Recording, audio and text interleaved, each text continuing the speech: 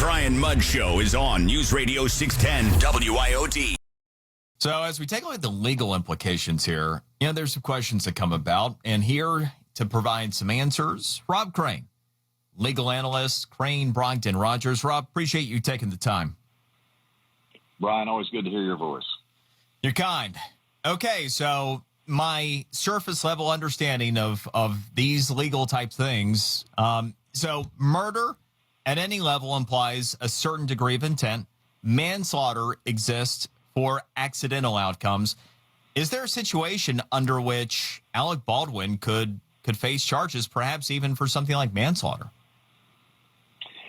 Based on what I've read and have heard about the incident, I don't believe Alec Baldwin is in any serious criminal, threat, criminal liability threat. I think the first assistant director in this particular set of facts, from what we know at this point, it may very well be a target of the criminal investigation, as that person is the person responsible for safety on the set, and the person who gave Baldwin the gun and said it was a cold gun, meaning not loaded.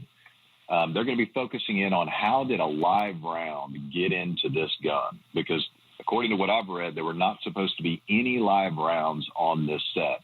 So that assistant director, David Halls, as well as the armorer, who was a 24-year-old inexperienced person who was there putting the guns out on the mobile table. Those are the questions of how did this live round get in here? How many protocols were not followed? Those individuals responsible for that gun being handed to Alec Baldwin in a safe condition, they're the ones I think the criminal investigation is really focusing on at the moment. And I think that's really good synopsis of where we are based upon what we understand the facts to be at this point. Speaking to Rob Crain, Rob, those of us that are gun owners, we know that it doesn't matter if somebody hands you a gun and says that it's unloaded, you check.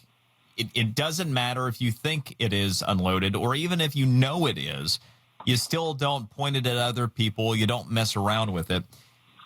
Is the difference in potential liability for Alec Baldwin in this situation what we heard this to be, which is a rehearsal for the scene that would be filmed? The fact that he was doing his job by carrying through what he would do in the scene, as opposed to potentially kind of be screwing around with the gun on the side.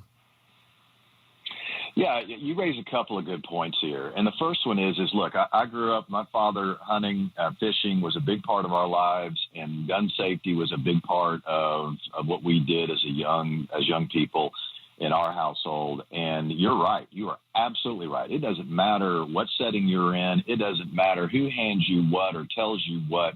You have been handed a gun. And in this case, you're going to be pointing it at a camera with a camera person behind that camera.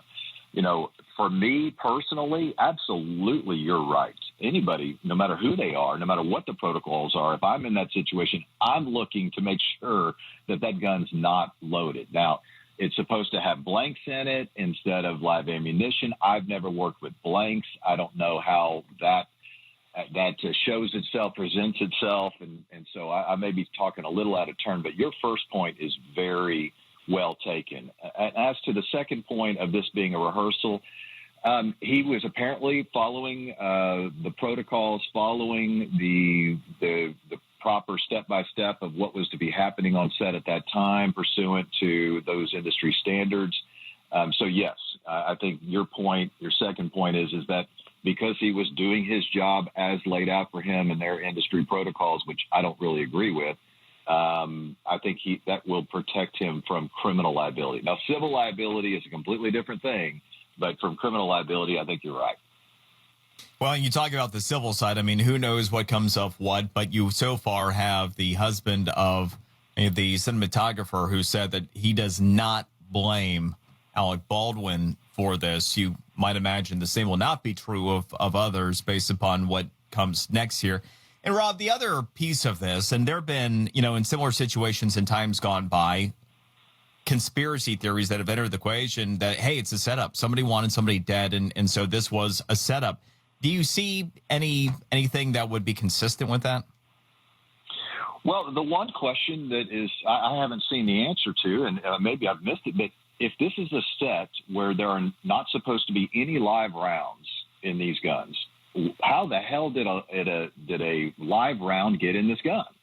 And that is certainly something that the investigators are going to look closely at as to, that scenario you just laid out. Is there a possible scenario here where somebody intended for a live round to get into one of these guns on this set? And so, that's why we have investigations. That's why we have law enforcement to track these kinds of possibilities down and make sure that's not what occurred here. Look, there's a lot.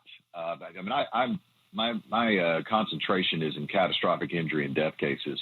And the amount of red flags I have read and the amount of protocols that have not been followed and the history of the individuals who are involved here with this, a first assistant director and so forth, and their past experiences, there's a lot of what I would say is evidence leading to gross negligence and would also be of that same standard that criminal investigators are looking at for a recklessness kind of charge. So there's a lot of smoke here in the facts that have come out of this set, and there needs to be a hard look. One of the interesting things is Bruce Lee's son, Brandon Lee, died in the same manner on a movie called The Crow in 1993.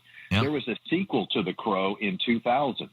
Well, the first assistant director on the movie, The Crow, The Salvation, that was the sequel in 2000, is the same first assistant director on Rust and the person who is the subject of scrutiny here. This person should very well be aware of the dangers of prop guns on sets. That's a great takeaway, Rob. We got to leave it there. We're up against it. But that's good bit of information, and it's always great getting your insight. Thank you so much, Rob Crain, Crain Brogdon Rogers.